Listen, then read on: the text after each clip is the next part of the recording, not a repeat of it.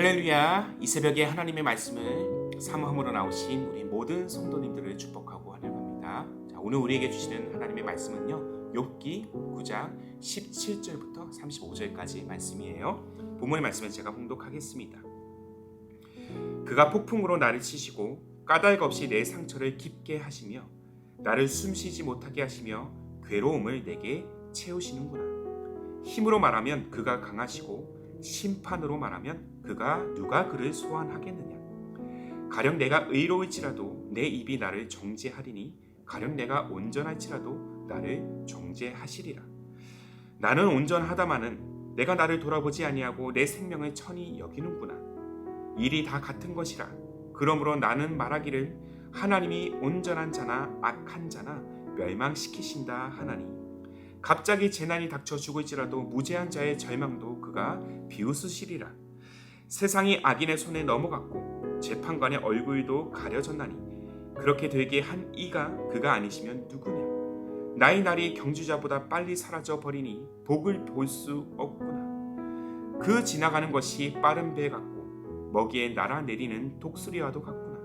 가령 내가 말하기를 내 불평을 잊고 얼굴빛을 고쳐 즐거운 모양을 하자 할지라도 내 모든 고통을 두려워하노니 주께서 나를 죄 없다고 여기지 않으실 줄을 아나이다. 내가 정죄하심을 당할진대 어찌 헛되이 수고하리이까. 내가 눈 녹은 물로 몸을 씻고 잿물로 손을 깨끗하게 할지라도 주께서 나를 개천에 빠지게 하시리니 내 옷이라도 나를 싫어하리이다. 하나님은 나처럼 사람이 아니신즉 내가 그에게 대답할 수 없으며 함께 들어가 재판을 할 수도 없고 우리 사이에 손을 얹을 판결자도 없구나. 주께서 그의 막대기를 내게서 떠나게 하시고 그의 위엄이 나를 두렵게 하지 아니하시기를 원하노라. 그리하시면 내가 두려움 없이 말하리라. 나는 본래 그렇게 할 수 있는 자가 아니니라. 아멘. 오늘 말씀은 고난 중이라도 오직 예수라는 제목으로 함께 나누기를 원합니다. 자, 우리가 자주 겪는 일상의 고통이 있다라면 아마도 억울한 일을 당할 때가 아닌가 싶습니다. 내 편에서는 전혀 실수하거나 잘못한 일이 없는데 어떤 상황이 내 잘못으로 몰아가는 것들을 우리는 종종 경험합니다. 자, 오비일학이라는 사자성어를 여러분들 알고 계시죠? 까마귀 오, 날, 비, 배나무 리, 떨어질 낙자를 쓰고 있는데요. 직역하면 까마귀가 날자 배 떨어진다는 뜻입니다. 자, 배나무 가지 위에 앉아있던 까마귀는 날갯짓을 하면서 그렇게 날아오릅니다. 근데 그때 그 가지가 흔들려서 배가 떨어지는 거예요. 자, 누구의 잘못일까요? 자, 배가 떨어진 것은 까마귀의 잘못일까요? 까마귀는 사실 전혀 상관이 없습니다.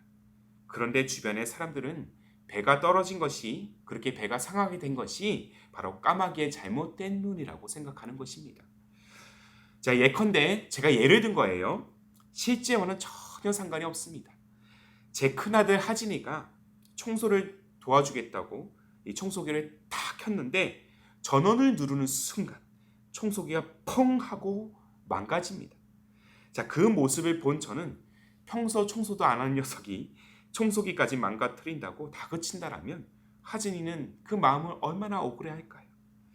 자기는 그저 청소를 도와주겠노라고 하며 선한 동기로 했을 뿐인데 되려 저한테 혼이 난다라면 잘못한 이유라도 알았으면 억울하지는 않았을 텐데 야단 맞은 것에서는 속상하고 청소기가 망가진 것이 괜히 자기 자신 때문이라고 생각하게 될 것입니다.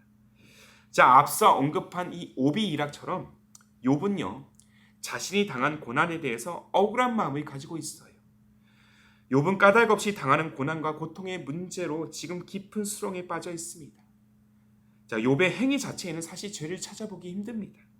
그는 죄를 철저히 멀리했던 자였고 또 철저하게 의로운 삶을 추구했던 인물입니다. 그런데 이상합니다. 자, 그는 하나님 앞에 무엇보다 자신의 억울함을 토로하는 대신에 이제는 자신의 죄를 고백하고 있습니다. 그 억울함에도 불구하고 욥은 하나님 앞에서 자신이 죄인이었음을 지금 자백하고 있다는 거예요. 무엇보다 인간 존재 자체가 하나님 앞에 설 수 없는 죄인의 신분임을 그는 깨닫게 됩니다. 욥은 어쩌면 자신이 의로움을 은연중에 그렇게 자신의 입을 통해서 드러내는 것이 죄라는 사실을 깨달았을지 모르겠습니다. 여하튼 간에 하나님 앞에서 온전한 삶을 살았지만 결국 자신도 심판받을 수밖에 없는 죄인임을 토로합니다. 자, 본문 20절을 보세요.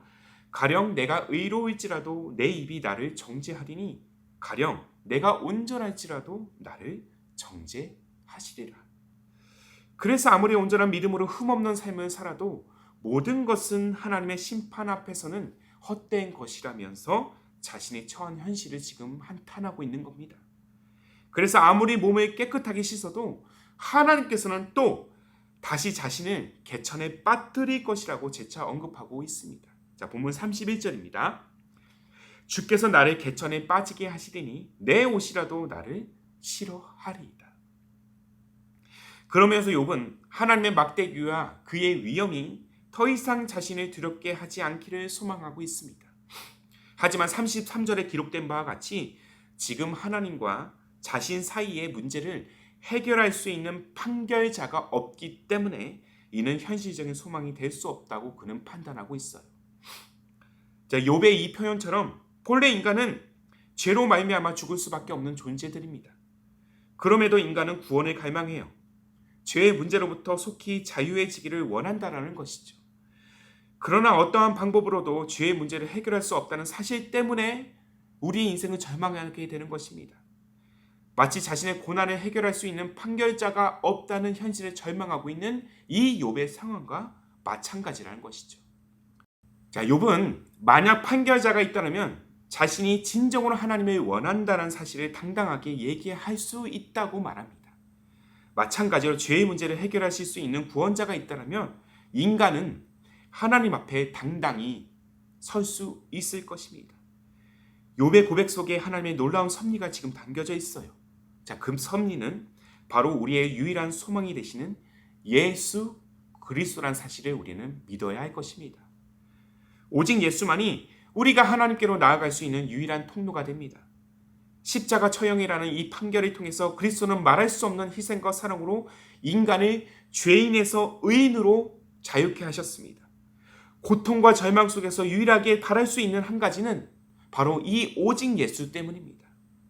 십자가의 사랑은 오늘도 우리가 직면하고 있는 고난과 고통을 이겨낼 수 있도록 지금 소망의 힘을 불어넣고 있습니다. 사랑하는 여러분, 잘 기억하십시오. 이 땅에 누구도 하나님 앞에 당당히 설 자가 없습니다. 아무리 욥과 같은 인생을 산다 할지라도 결코 죽음의 심판에서 자유로울 수 없다라는 거예요. 이 사실만 본다면 이보다 더 절망적이고 고통스러운 상황은 없을 것입니다. 나는 열심히 최선을 다해 법 하나 어기지 않고 살아왔는데 남은 것은 죽음의 심판뿐이라면 이 얼마나 억울한 결과이겠습니까? 그러나 이러한 고통, 절망, 억울한 운명을 단번에 뒤집어 엎을 만한 복음이 지금 우리에게 있습니다. 예수 그리스도, 죽음의 운명에서 건져내실 구원자, 모든 억울함과 고통에서 건지실 치유자가 바로 우리의 중보자가 되고자 바로 이 땅 가운데 오셨다는 겁니다. 우리의 죄값을 대신 치르시고 또한 십자가에 달리셨고 절망뿐인 우리의 운명을 영원한 소망으로 바꾸신 예수님. 그러한 참된 구원자, 진정한 치유자가 되시는 예수 그리스도가 지금 우리와 함께 하고 있기 때문에 오늘 우리는 고난 중에라도 소망을 바랄 수 있는 것입니다. 아멘이십니까? 그러므로 사랑하는 여러분, 더 이상 억울함이란 이 감정에 여러분들 매이지 마십시오. 그리고 그 억울함을 누구도 아닌 예수님께 토로하십시오. 예수님은 그 누구보다 우리의 억울함을 잘 알고 계십니다. 죄가 없는 자신이 억울한 누명을 대신 쓰셨기 때문이에요. 이것이 고난 중이라도 예수님을 붙들어야 할 우리의 분명한 근거가 됨을 기억해야 될 것입니다.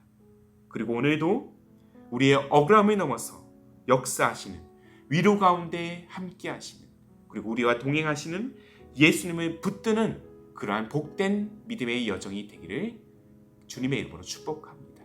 오직 예수, 우리의 길이요 진리요 생명 되시는 예수, 그 예수를 붙들고 다시 한번 소망의 샘 가운데로 나아가는 저와 여러분의 삶의 여정, 믿음의 발걸음이 되기를 다시 한번 주님의 이름으로 소망합니다. 아멘. 아멘. 함께 기도하겠습니다. 살아계신 하나님, 우리 존재가 고난 중이라도 예수 그리스도의 이름과 그 능력을 포기할 수 없는 이유가 있다면 오직 예수 그리스도만이 우리를 모든 죄와 사망과 고난의 문제로부터 해방시키 유일한 분이기 때문임을 우리는 믿습니다. 내가 곧 길이요 진리요 생명이니 나로 말미암지 않고는 아버지께로 올 자가 없다는 예수님의 이 선언은 우리의 마음 가운데 늘 변함없는 소망이 되는 줄로 믿습니다.